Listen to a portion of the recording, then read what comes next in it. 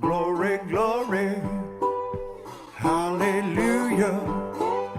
When I lay my burden down, glory, glory, hallelujah. When I lay. I'm LaJon Holland, and I've been living in prison for the last 24 plus years. But I will be getting out. Today is May 1st. I'll be getting out in 112 days. I've did 26 years in a prison. I'm fixing to get out in 10 days. I had to pay a consequence, right or wrong, indifferent.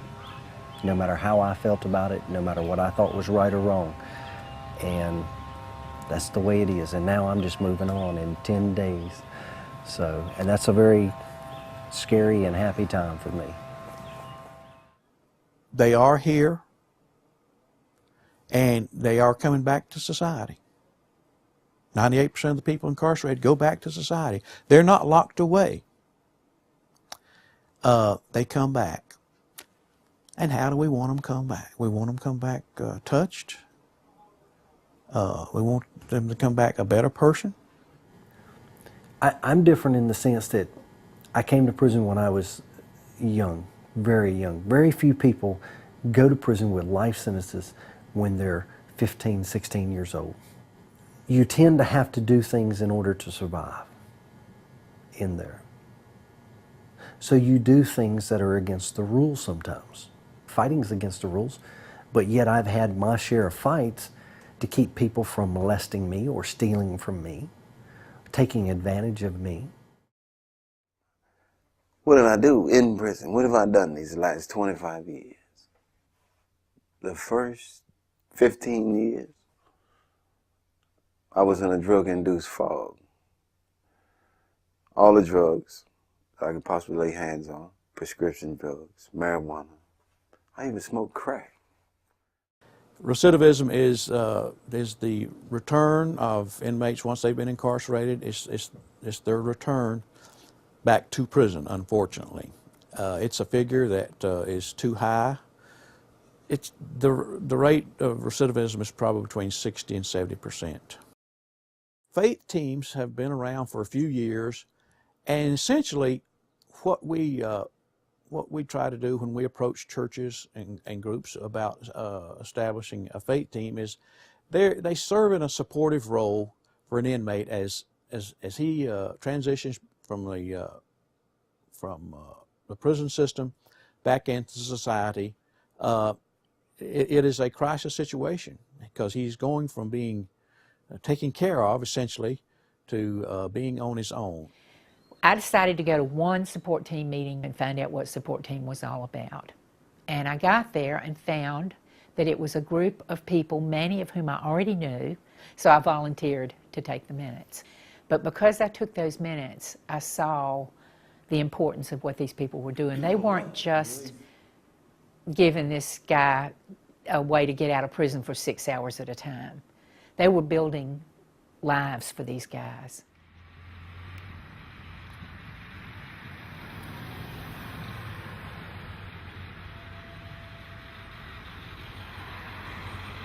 This is a very long road. The people that I've lost and the people that has found me. And the work has just begun.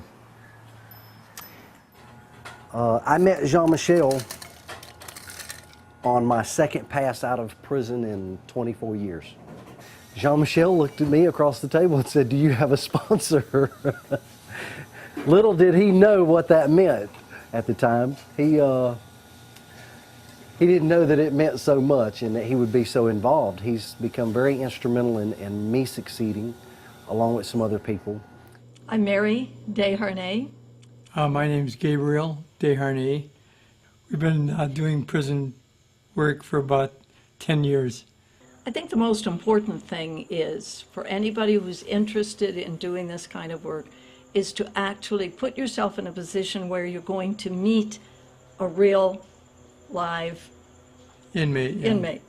As Gabriel just said, you will begin to see them as just another human being who needs some support, and if you're able to give it, you'll do it. So today is Monday, August 24, and we expect to have the Join Holland free this afternoon.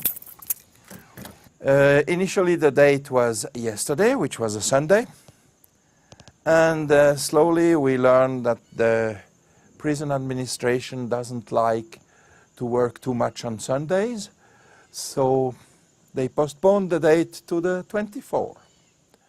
And this whole saga began back in 1984 when I was sentenced to life plus 40 plus 10 years for first-degree murder. And at that time, I didn't think that I would ever get out. I would never see the light of day ever again of the person being robbed, offered resistance, and he wound up dying, being killed by my hands. Guilty as charged.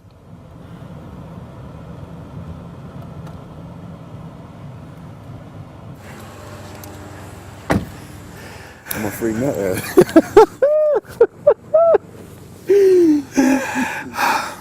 I feel so good. Well, you ask how I feel, and I can only say jubilant. It's been such a long time coming, and it's just the culmination of many efforts, much love, and it's enormously gratifying. The emphasis is on the person. It's a people thing. I haven't heard anybody talk about saving somebody's soul or any of this other stuff. It's doing some good for the individual and for the society that they live in, and the society we live in. Oh, great. No one wants to allow a felon to live in their communities or their apartment complexes.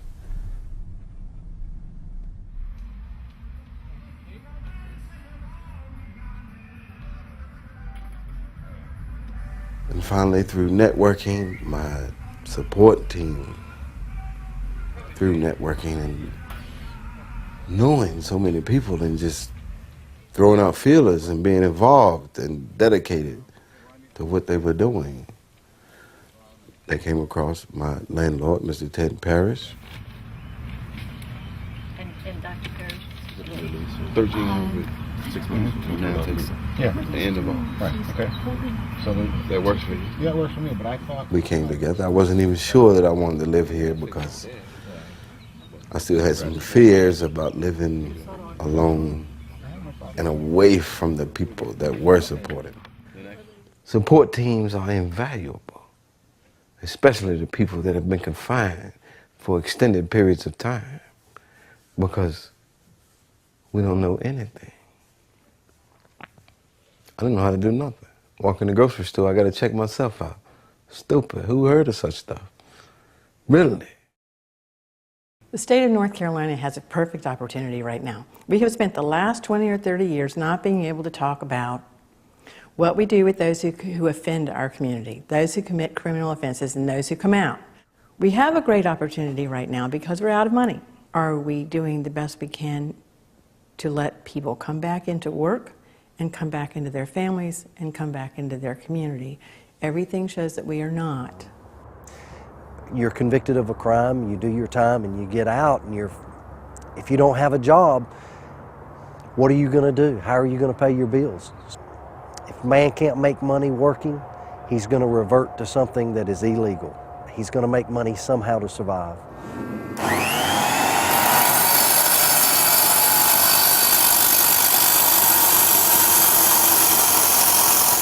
We're at Bishop's Custom Cabinetry where I work.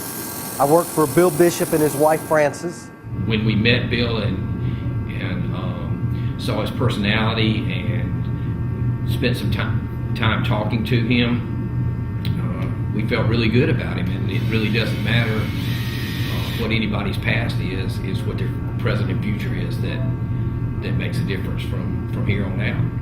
And it was so hard trying to find a job at first. So many people were saying no because I'm an ex-felon. Bill Bishop knew that I was an ex-inmate. I love it. I love the guys I work with. I love Bill and his wife and his kids. They're really good people. They believe in giving people a chance. When we first met Bill, we also were in contact with a lot of people in his support team, and he has a great support team from the church.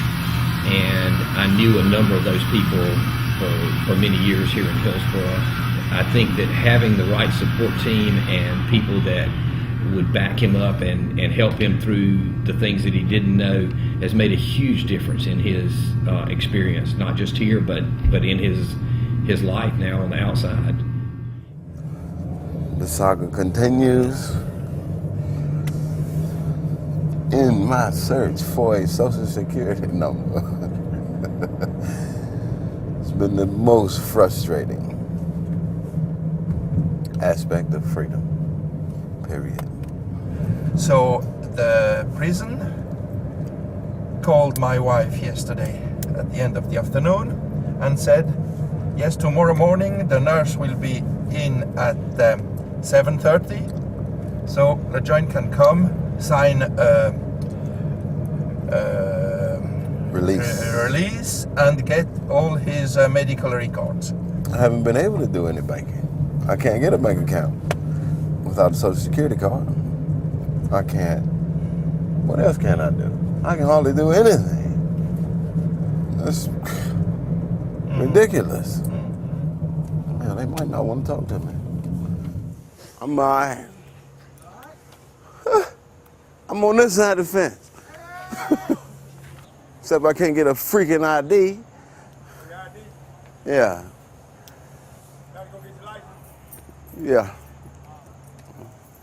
Gotta get that first, though. What? Get your mind right, bruh. It's not just as easy as just coming up here and picking them up. We did talk to Miss Newcomer yesterday. Well, Miss Newcomer's not here, and I don't know anything about it. 10-4. What you reckon? Like, it's so crazy. DMV wants an ID. Social Security wants an ID. What are y'all doing here? And I got really ticked about it. And so I got on the phone and started calling. Hi, is this Darlene Upchurch? Hi, this is Anna Mayhew. I'm calling. No, it's not disability. That's not why I'm calling. As I said, he's unable to get his Social Security card, and he doesn't need disability. He just needs a replacement. And that's why I had called you to get just one piece of paper with his name and date of birth from his medical records. Then Social Security will issue a new card. And DMV won't give him a photo ID without a Social Security card. He has his birth certificate, he has a W-2 form, he has paychecks with his Social Security number on them. And all he needs is a piece of his medical record with his name and date of birth, and Social Security said then we will issue a card. Thank you so much. You are blessed. Okay, bye-bye.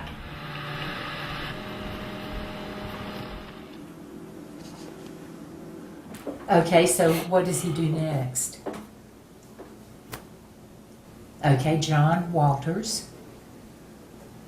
But you know what? After all of this struggle, if this is going to end it, he'll wait.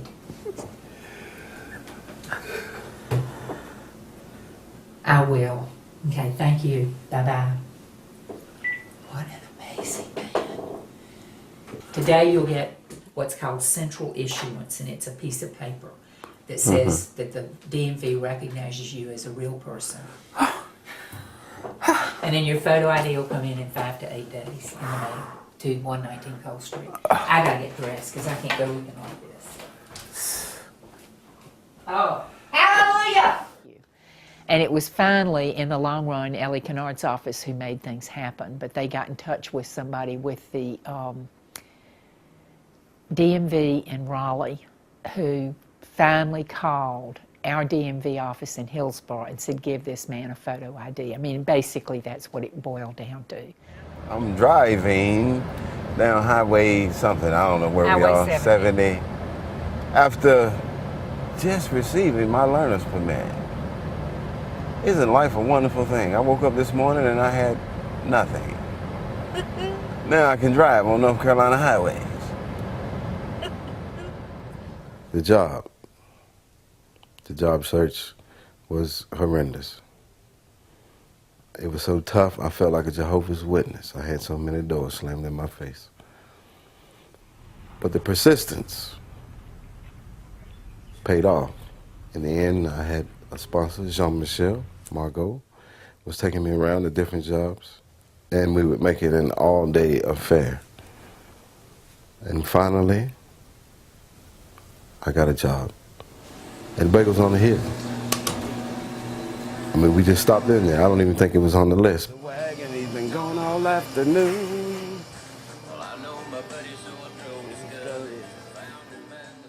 I acquired a new job with Shamrock Painting, and that's whom I have been working with ever since.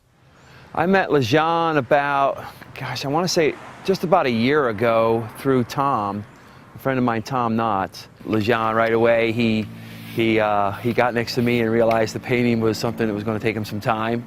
I've been painting for 25 years, and it wasn't something he was just going to jump right in. Probably one of my most dependable people right now. My message is on a guy who, myself, was given a second chance that, I mean, if this was a one-shot deal, we'd all be in trouble. And it's just to show that people can change, because I think there's a stigma that people can't change, and people can change. I'm an attest to that, and LaJean is a test to that. Not only can they change, but they get some hope when people believe in them. And, you know, when you don't have hope and someone gives you hope, that means a lot. The time that real change happened, when everything clicked, it was probably a year and a half ago, in 2007. I had been at Orange Correctional Center for 4 or 5 months, and I had been attending AA. I started going to step study. And then I finally worked the 12 steps. When it's step 4, it's like you take a fearless moral inventory of yourself. And when you do that, it's like you have to acknowledge who you truly are. And then engaging in those steps, see, you take any situation, no matter what it is, how great or how small, and you ask yourself, what part did I play in that? And you'll find that no matter what the situation, you have control of it.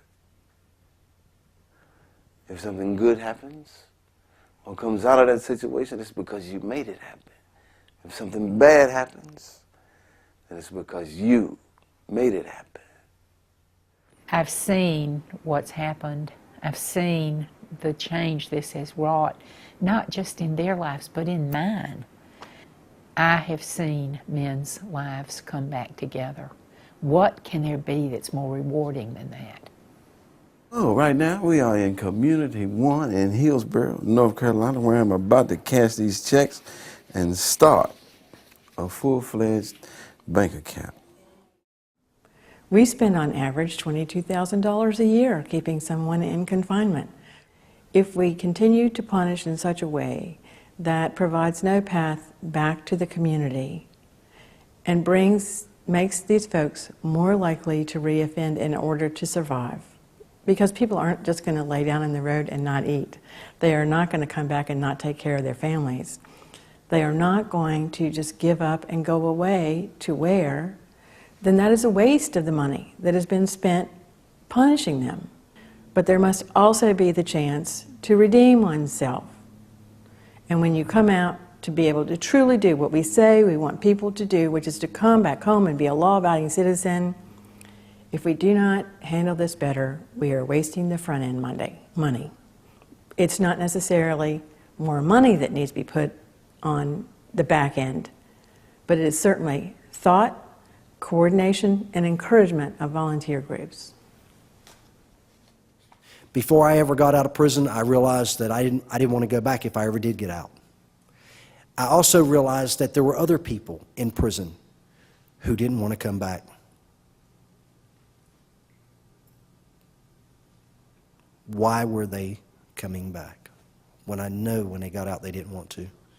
And I would ask guys, you know, what happened? Well, they got a job, they went home to their family, they got a job, they were doing fine. All of a sudden, their car broke down. They were just barely making their bills, and they could not pay to get that car fixed. So they resorted back to what they knew before. For most of them, it was selling drugs or doing drugs or a combination of both. They didn't have support teams. They didn't have people in the community that they could go to and say, I need help. My truck just broke down. And my support team came together and they were able to help me get my truck fixed so that I could go back and forth to work. They didn't do this free. They did it freely, but they didn't do it free. I pay them back. But they were there. That's what made the difference. That's what support teams do, and that's what this is about. Going out, have lunch or dinner, places I'd never known. Jean-Michel taught me how to build a computer. We actually went to the computer store and bought all the components and put it together.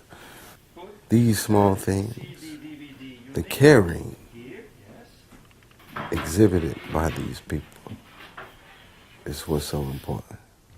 And they don't want anything back from me except for me to be successful. That's something I can do.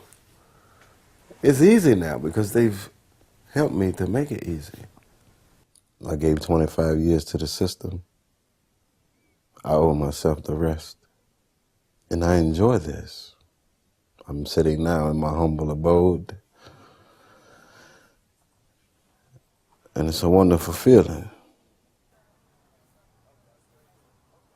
And I'm truly on my own for the first time. Not dependent upon someone else. Not out to take advantage of anyone. Now I have to be careful that I'm not taken advantage of. I can never make up for what I did, but I can be better.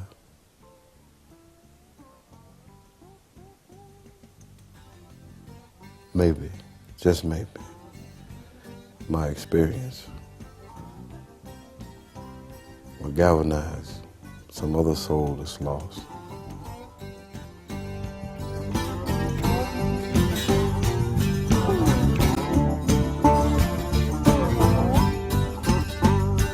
No more trial or tribulation when I lay my burden down. Only joy and jubilation when I lay my burden down. Okay, I'm calling this number again for you. Okay. Are you gonna pay me for that too? Man, yeah, man. Hey man, I mean, I'm just saying. Okay, not a problem, big guy. Are you sure? I could. What do I need to pay you? I have money. I'm free. That's what I'm counting on. You got it sitting right here. Consider it. Yes, when I lay